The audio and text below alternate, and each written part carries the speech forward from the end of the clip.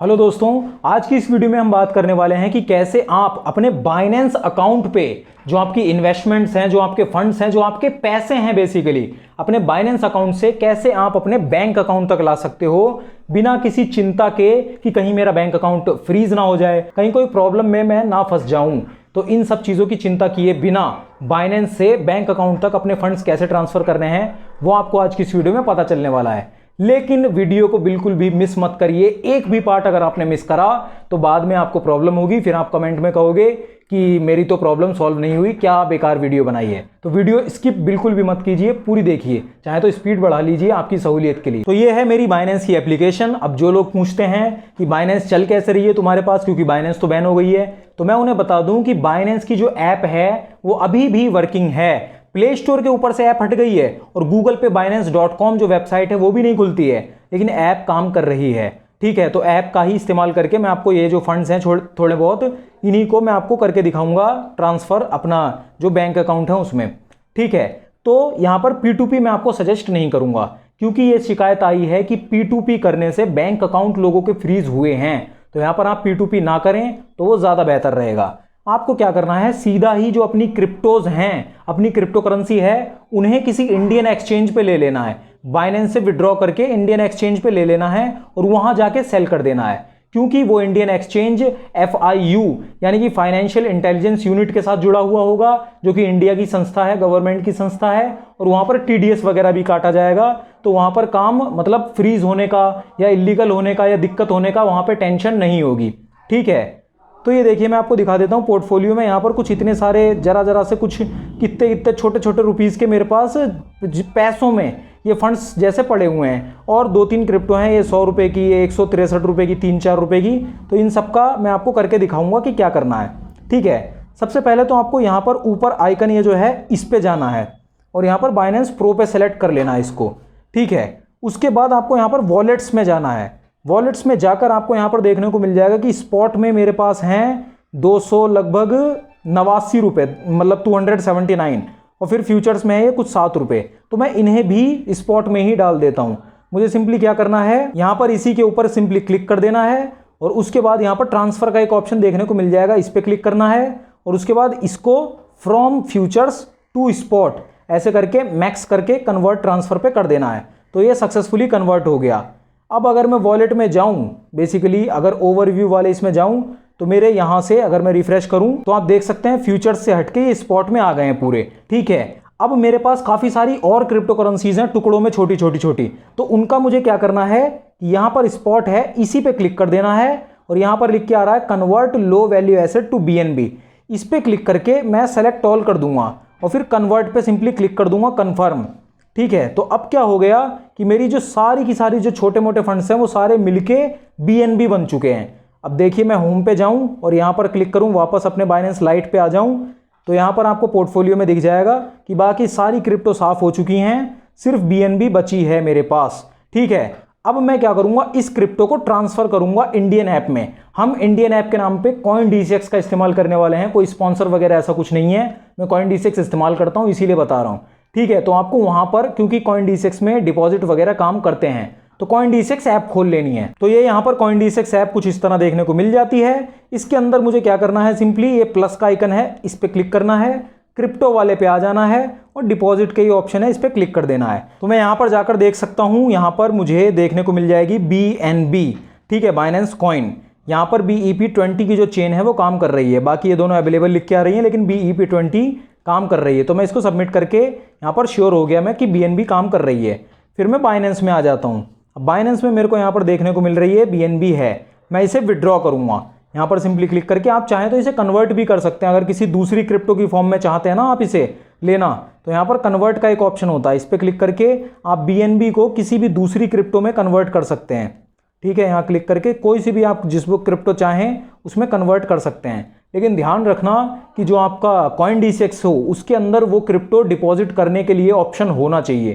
ठीक है, तो आपको यहाँ पर जैसे BNB है, विड्रॉल पे सिंपली क्लिक करना है मुझे। उसके बाद यहाँ पर नेटवर्क पूछेगा, तो मैं BEP20 सेलेक्ट कर लेता हूँ, क्योंकि BEP20 CoinDCX में भी काम कर रहा है। अब एड्रेस की बारी आती है, तो एड्रेस मुझे यहाँ से जाके कॉपी कर लेना है। एड्रेस ये दोबारा देख लेना, BEP20 ही है। तो एड्रेस यहाँ आ गया, एड्रेस को पेस्ट, फिर उसके बाद मैक्सिमम, मैं सारी की सारी ही मतलब ट्रांसफ़र करना चाह रहा हूँ, मैक्सिमम विड्रॉल पे क्लिक करना है सिंपली। उसके बाद एड्रेस वगैरह करेक्ट होना चाहिए, विड्रॉल अमाउंट इतना होगा, वॉलेट स्पॉट, और नेटवर्क फ़ी भी ये थोड़ी बहुत लग रही है, ये नेटवर्क फ़ी है, ये बाइनेंस चार्ज नहीं कर रहा, ये नेटवर्क की फ़ीस है, BEP20 जो नेटवर्क है। कन्फर्म पे क्लिक करना है। उसके बाद ये हमसे मांगेगा वेरिफिकेशन के लिए कोड, ऑथेंटिकेटेड ऐप मैंने लगा रखी है तो उसके लिए कोड देना पड़ेगा सिक्योरिटी, तो मैं वो कोड डाल देता हूँ। कोड डालने के बाद यहाँ पर थोड़ी देर लोडिंग होगी, उसके बाद ये विड्रॉल प्रोसेसिंग में लिख के आ गया है। तो 10-15 सेकंड का, सिर्फ 10-15 सेकंड का इंतजार करने के बाद यहाँ पर मेरा जो विड्रॉल है मैं आपको दिखा देता हूँ, ये कंप्लीट हो चुका है, कंप्लीट हो चुका है। यहाँ से बाइनेंस से विड्रॉल सक्सेसफुल हो चुका है और CoinDCX के अंदर भी ये आ चुका है। यहाँ पर ये देखिए, ये भी कंप्लीटेड हो चुका है, मैंने जैसे ही रिफ्रेश करा ये भी कंप्लीट हो गया। ठीक है, मैं आपको एक बार हिस्ट्री में दिखा ही देता हूँ। ठीक है, ये देखिए 26 जून 6:28, यहाँ पर आप डेट देख सकते हैं, 26 जून 6:30, 2 मिनट पहले ही ये विड्रॉल सक्सेसफुल हो गया था। ठीक है, 26 जून को ही। ठीक है, तो मैं आपको यहाँ पर पोर्टफोलियो में जाके दिखा देता हूँ, यहाँ पर बाइनेंस कॉइन और ये डिपॉजिट 6:30, 6:28, 26 जून ये सक्सेसफुल हो चुका है। अब आप इसे क्या कर सकते हैं, सेल कर सकते हैं सिंपली। ठीक है, कुछ नहीं, आपको यहाँ पर सेल पे जाना है, क्योंकि अभी तो CoinDCX अकाउंट के अंदर ये पहुंचा है, अभी बैंक अकाउंट में नहीं पहुंचा है। ठीक है, तो यहाँ पर ये जैसे डिपॉजिट है जो अभी हुआ है सक्सेसफुली, इस पर मैं सेल पे क्लिक कर देता हूँ और जितने भी मुझे सेल करना चाहूँ मैं, क्योंकि मेरे पास पहले से ही BNB थे कुछ 1000-2000 रुपये के आसपास के, तो मैं यहाँ पर जैसे वहाँ से मैंने 250-260 रुपये के BNB जो हैं वो यहाँ ट्रांसफ़र करे, 270-80 के आसपास कुछ थे, तो मैं यहाँ पर चाहूँ तो 280 रुपये जैसे डालूंगा और यहाँ पर मैं इन्हें आराम से सेल कर पाऊँगा। यहाँ पर 0.5% फीस लगेगी और 1% TDS लगेगा। यही TDS बाइनेंस के अंदर नहीं लिया जाता, इसीलिए बाइनेंस को बैन करा गया है, गवर्नमेंट ने बैन करा है। यहाँ पर ये TDS हमसे ऐप ले रही है क्योंकि इंडियन जो रेगुलेशंस है, रूल रेगुलेशन उनके साथ मिलके काम कर रही है, इसीलिए चल रही है मार्केट में, नहीं तो अभी तक इसे भी बैन कर दिया गया होता। ठीक है, तो यहाँ पर मुझे टैक्स वगैरह देना पड़ेगा। मैं जैसे ही स्वाइप टू सेल करूँगा तो ये मेरी सेल हो जाएगी। सेल होते के साथ ही मेरे अभी भी बैंक अकाउंट में पैसे नहीं पहुँचेंगे, जैसे ही मैं इसे यहाँ सेल करूँगा। ठीक है, मैं जैसे ही इसे यहाँ पर सेल करूँगा, जितने की भी अमाउंट की चाहूँ, 280 रुपये की करी थी तो 280 रुपये की यहाँ पर सेल करते ही क्या होगा, मेरे यहाँ पर पैसे आ जाएंगे।